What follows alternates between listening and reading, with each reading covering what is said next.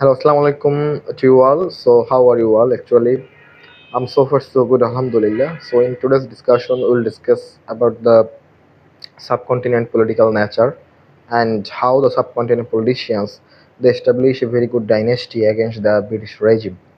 You know that the subcontinent regime is actually very bigger than another regime. For example, in the subcontinent regime, there is Bangladesh, Afghanistan, Pakistan, Sri Lanka, or even India. But most of the philosophers they used to say that this is the Indian subcontinent, and geographically and politically, Indian subcontinent is totally different than the other part of the universe. So from 1008 to 2026 there are a huge amount of time. So in that time our uh, Indian subcontinent has been led by different kinds of organization, different kinds of political leaders, even different kind of regime also. At last in the year what should I say, in the year 16 BC, in that time the British regime they articulated everything from the Mughal emperor and our last independent Mughal emperor Bahadur Shah Jafar. He was totally attacked by the British regime, and at last he was assassinated unanimously in Rangoon. So, from this perspective, I have to say that the British regime's politics is actually not in a good nature. But aftermath, whenever the last time of the British regime, they would like to establish their regime forever in the Bengal, but it was not possible by the Muslim and Hindu leaders in that time. In the year 1885, there were established of Congress, and Congress was only established for the upliftation, upgradation, and the development procedure of the Hindu people. And before establishing the Congress, there was Hindu Mahasabha. So the leaders of the Hindu Mahasabha they had the intention to establish the newly occupied regime. They will organized on the philosophy of Hindutva or the Hindu religion. So by respecting all kinds of religion, I would like to say that religious is actually uh, used in the subcontinent as a political armor.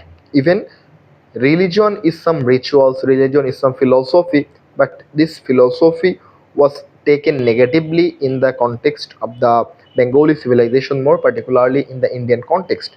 So after establishing the Congress in the year 1885, the Muslim leaders think that we need a independent organization which will reflect the philosophy, behavior, even the willful intention establishing of the Muslim community and the Muslim behavior. So for these regions in the year 1906, in Ahsan Monjil, Dhaka, there was established the Muslim League. So aftermath, the two establishment of the Muslim League leaders and the Hindu League leaders. One is Muslim League, another is Congress. So the two political parties was against the philosophy of the British regime. So British regime or the British Raj, they thought that they will not continue their regime, continue their legacy in the subcontinent, because the two political parties, there were lots of political figures like Muhammad Ali Jinnah, Pandit Jawaharlal Nehru, Maulana Abul Kalam Azad, or more even Mahatma Gandhi. Even these types of political leaders, they are not politically active, experienced. They are active in humanitarian conscience. Even they had a huge amount of responsibility and advantage from the non-political organization also. Even Mahatma Gandhi willfully spread a religious function, uh, ahimsabad, or there will be no blood for settlement of peace and regulations. So even this is our ancestors and how they establish the peace settlement in the regime of the subcontinent. But right now the position of the subcontinent is totally destroyed after the commencement of Bangladesh, after the commencement of Pakistan and India in the year 1947, concurrently 14th August and 15th August. So from 1947 to 1971, Bangladesh actually was the part of the Pakistan. Even they have occupied everything. Even they tortured the they tortured the east part of the Pakistani peoples. And for these regions, the leaders of the Bengals, the leaders of the Bangladesh, they would like to separate from the Pakistan. And this was the mule codification only for the suppression and the oppression. It was the basic region from departed Pakistan. So right now I'm sitting in the land of Bangladesh, and right now in Indian subcontinent there are three powerful countries. One is Bangladesh, Pakistan, and India. But among the states, India is far more better than Bangladesh and Pakistan from economic concept, from technical concept, or more even establishing the secular concept in their activities, in their laws, regulations, or willful uh, upgradation of their political system also. And Pakistan's condition was so poor. Even till now Pakistan could not establish their political philosophy. Even they are totally based on the fanatic political introduction, fanatic political ideology that was destructive, and at the same time that was not being helped by the Pakistani peoples. So I think that Bangladeshi people from 1988 they were being motivated in secularism, and in the year 1988 Hussain Muhammad Irshad included the part of state religion in Bangladesh constitution. So I'll not go to the debate of state religion, but I would like to say that what is the core differentiations of the political wing of Bangladesh, India, and Pakistan. You know that right now Bangladesh is foregoing a very good political concept which is not fanatic or which is not secularism. Right now Bangladeshi political leaders, they are belonging a political ideology, whether all kinds of political parties they can willfully set up their political ideology. On the other hand, in Pakistan there was no politics, there was no political ideology. There are only establishing the rituals and activities of the military leaders. So you can say that Pakistan, it is totally based on the military power, rather establishing the democratic concept in Pakistan. But India, it is far more better than Bangladesh, Pakistan, and other neighbor countries like Afghanistan also, because India has a huge amount of land, and geographically they are unique and advantageous.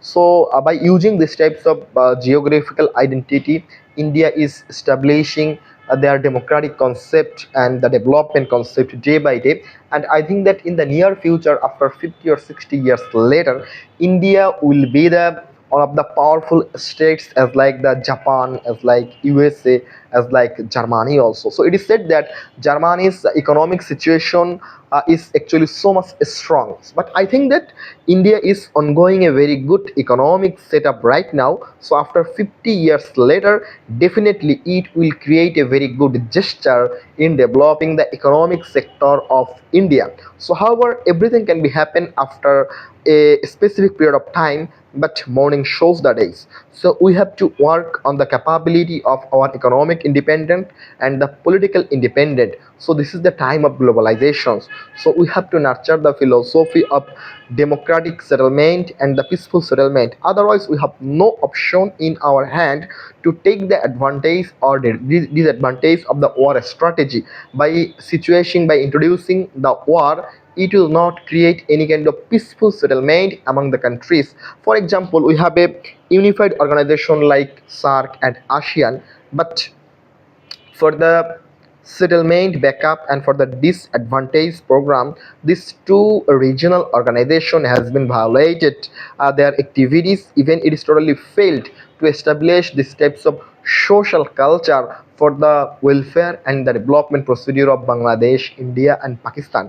But I think that very recently China has initiated a very good plan, OBOR project, or On Belt On Road initiative. That means China will make a road. This road will connect Bangladesh, India, Pakistan, Afghanistan, and it will create a land-based development policy without paying any kind of tax, without paying any kind of money to the concerned state. That means the citizen of Bangladesh, India, Pakistan, and China, they will totally pass through only a border among the countries without paying any kind of tax to those countries. So it will definitely a very good criteria for the development procedure of India and Pakistan. So we can't get the sustainable success until we make a very good realization on our demand policy.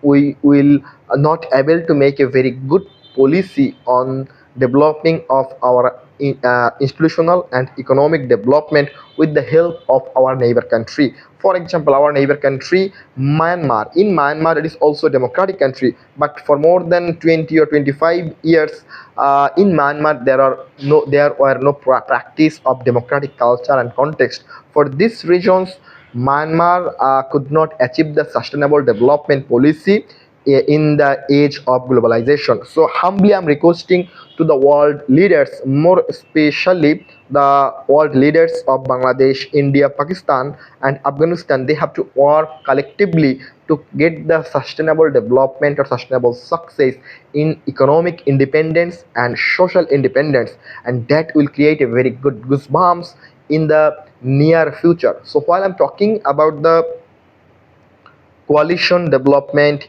among the countries of subcontinent, in that time I have to also talk about the geographical advantage of those countries. You know that our geographical advantage is far more better than the other Asian or the South Asian countries. That means South Asian context and South Asian environmental program is far more better than the any kind of Asian or Australian countries. So if the world leaders they invest huge amount of money and the policy in polishing the development and environmental policy of South Asian context, it will definitely a very good criteria for them. So after the commencement of India and Pakistan in the year 1947, so 1947 to 2026, it was huge amount of number, more than what should I say, more than 75 plus years. So within this time a country can achieve the sustainable development, but only for the apathy, only for not taking any kind of policy development measurement among those countries. The political leaders have failed to establish the ensuring political system between the countries. So I think that we are the liberal person, we are the generation Z. So by the generation Z or the representation of the generation Z, we have to fix the issues between Bangladesh, India, and Pakistan, and that will create a very good gesture for the political development or the special development in the undergone policy of Bangladesh, India, and Pakistan. And I think that the three countries leaders they will help us to establish a more unified, more pragmatic and more environmental friendly investment laws for the countries of Bangladesh, India and Pakistan. And by this way we will getting the success in the near future, because we have money, we have geographical identification, we have political upgradation, and as well as we have unified development policy for making us so smart and unique. Thank you all. Thank you for having with me.